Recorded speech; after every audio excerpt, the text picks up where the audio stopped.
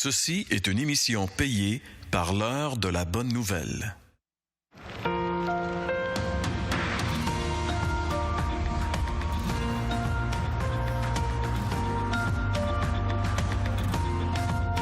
Changez d'attitude et croyez à la bonne nouvelle.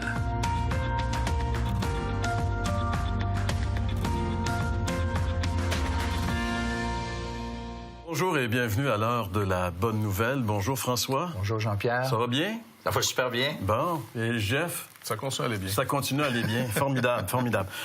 Aujourd'hui, on va aborder un sujet qui sème un peu de controverse quand même, mais qui est un sujet exaltant et excitant. On va parler du retour de Jésus, de sa deuxième venue, de sa parousie. C'est un sujet qui a fait beaucoup d'encre, a fait couler beaucoup d'encre et qui va en faire couler encore beaucoup, bien sûr. Mais c'est un sujet qui est excitant pour le croyant. Ouais. Bien, c'est l'espérance, hein. Je veux dire, le croyant, l'apôtre Paul dit qu'on est sauvé en espérance. C'est parce que on n'a pas... Moi, je compare ça à quelqu'un qui a gagné la loterie, mais pas encore été chercher son chèque. OK. Un bon moyen de le voir. Et puis, le chèque va arriver d'une manière inattendue. Hein? Oui, bien c'est ça. Tu sais pas c'est quand. Non, c'est ça. Non, mais c'est vrai, c'est sérieux. Pour de vrai, c'est fondamental pour un croyant qu'on attend que le Seigneur vienne accomplir ses promesses. C'est l'espérance finale, parce qu'elle s'attache à son retour. Toute la promesse est réalisée, la résurrection, la nouvelle terre, le jugement va avoir lieu. Je veux dire, on sort de ce temps où est-ce que c'est le temps de grâce pour son retour qui dit maintenant c'est fini. L'apôtre Pierre dit dans sa lettre quelque chose d'assez intéressant. Il dit aux chrétiens à qui il écrit, vous l'aimez et vous ne l'avez même pas vu. Ouais. Vous l'aimez sans l'avoir vu. Lui, il l'a vu. Ouais. Comme s'il disait, moi j'ai des raisons de l'aimer, moi je l'ai vu. Mais vous l'aimez puis vous ne l'avez pas vu. Mais un jour, vous allez le voir parce qu'il va revenir. Alors François, tu es allé vers les gens avec cette question concernant le retour de Jésus. C'est ça. J'ai simplement posé la question s'il croit au retour de Jésus-Christ, comme il l'a effectivement dit. Alors, on écoute ça ensemble, si tu veux bien. Est-ce que tu crois au retour de Jésus-Christ comme il en a parlé? Bien sûr. Ben là, vous me l'apprenez, je savais pas qu'elle allait revenir, là. J'ai déjà entendu ses propos. Je le sais pas. Qu'il revienne, non, là, je dirais pas ça, mais quelqu'un pourrait prendre le rôle qu'il avait dans ce temps-là. J'en suis pas certain, mais je dirais pas non. Je dois avouer, non, je crois pas au retour de Jésus, mais c'est aussi parce que j'ai jamais cru à une chute. Moi, je pense que... De l'humanité, par exemple, ouais. Je pense que son retour est en nous.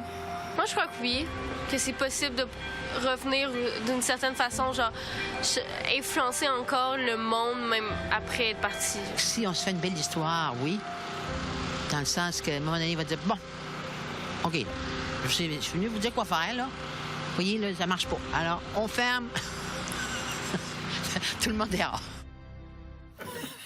Oui, c'est un peu fataliste, là, comme conclusion. Mais ce qui est intéressant concernant le retour de Jésus, il y a une des personnes qui mentionnait, il revient de différentes façons. Tu sais, il y a des gens qui croient qu'il est revenu quand il y a eu la Pentecôte, le Saint-Esprit est venu. Il y a des gens qui croient qu'il revient très souvent sous différentes formes.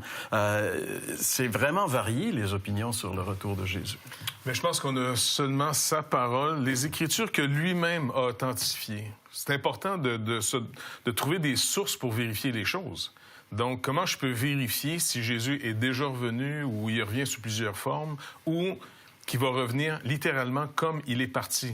Comme vous l'avez vu partir, l'ange disait, il va revenir de la même manière. Ou encore, il y a une vieille prophétie qui disait, ils vont se lamenter sur celui comme sur un fils unique, celui qu'ils ont percé.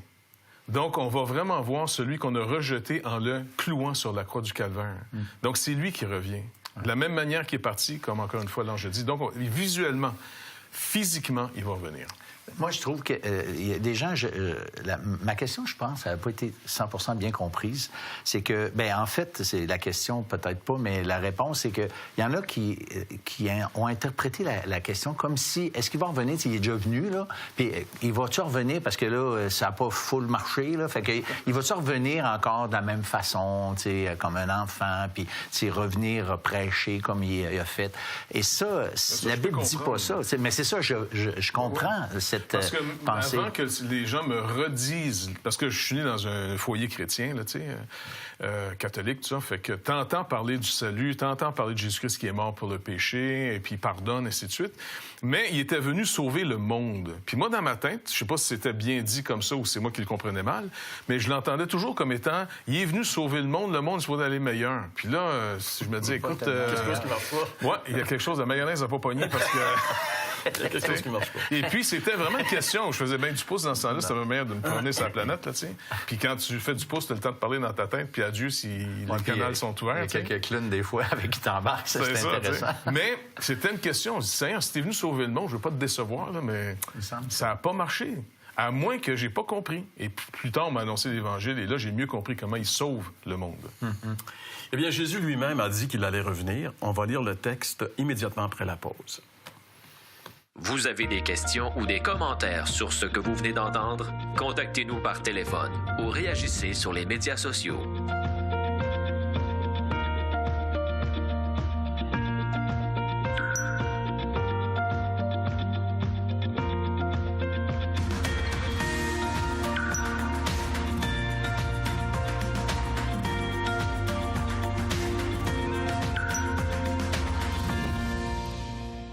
Voici la Bible. C'est plus que de la lecture. Bien que vous pourriez en faire aussi.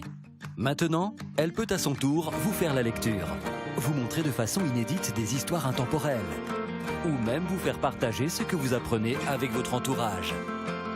Lire, écouter, regarder, partager. Maintenant, vous pouvez faire tout ça et bien plus parce que la Bible est une app. Téléchargez-la gratuitement sur bible.com/app.